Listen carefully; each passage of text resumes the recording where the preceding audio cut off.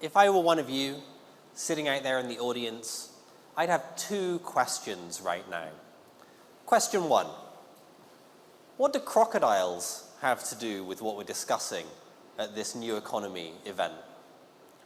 Question two, why is there a British guy standing on this stage in Panama offering to tell us about lessons from Asia? Well, to get an answer to your first question, I'm afraid you're going to have to wait till near the end of my presentation. I know, suspense, it's difficult, but I can give you an answer to the second question right now. You see, the sun may have set on the British Empire, but the sun will never set on British people's ironclad confidence that we can step off a plane anywhere in the world and tell the locals how to run their affairs better than they know how to do themselves. Welcome to my presentation. So, in the last 40 years, there's been a really important mega trend in the global economy, and you can see it vividly illustrated in this chart. It's the rise of Asia. Back in 1980, Asia accounted for a small share of global GDP.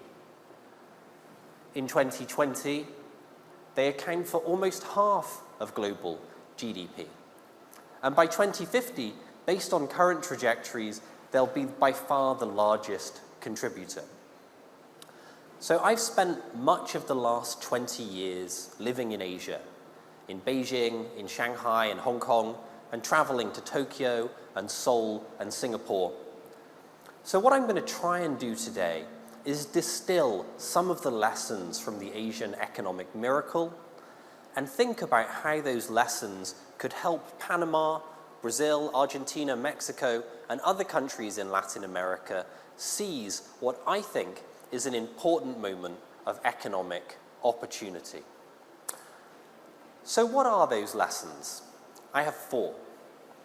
Lesson one, an effective government can be a powerful driver of development. That's a lesson which we've forgotten in the West. We've forgotten that it was a government program which put a man on the moon.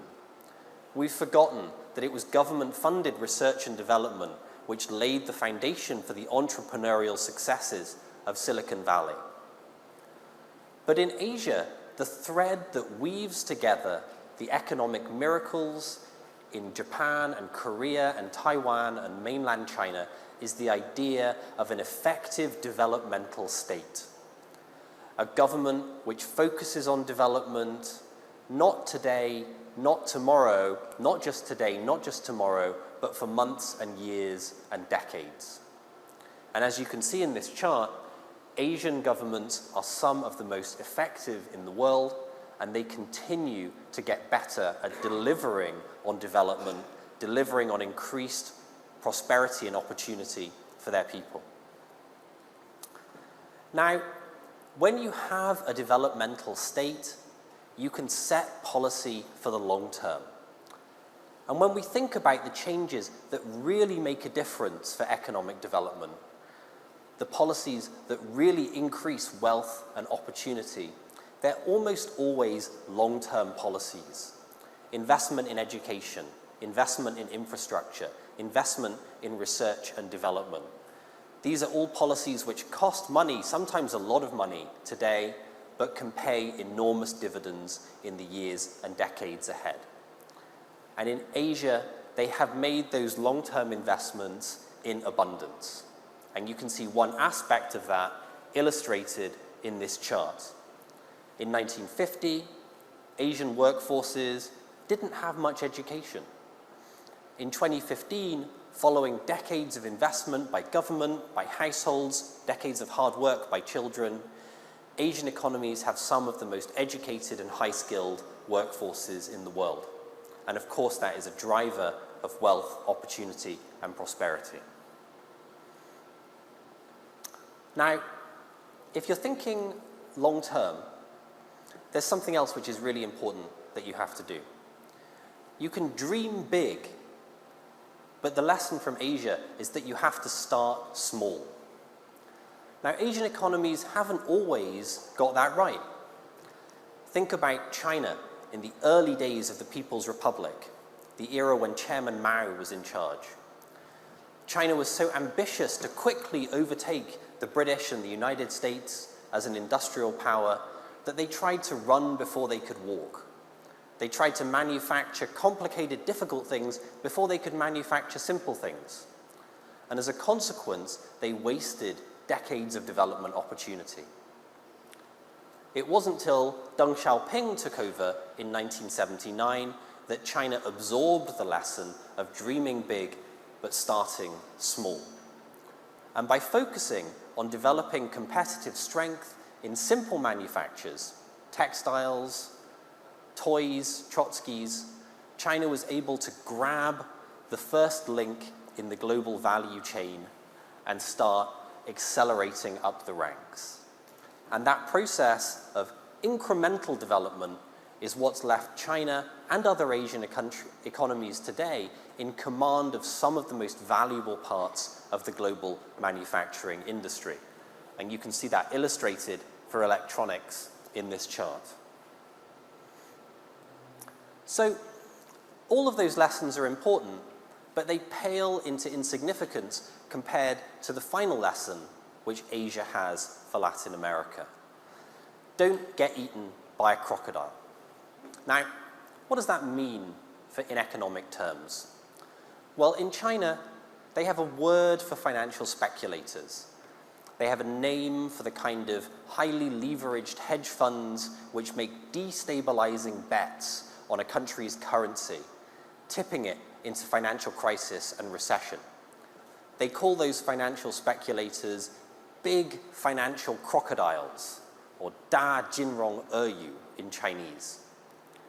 And such is the fear about the rapacious appetite of financial crocodiles that Asian economies have built formidable defenses.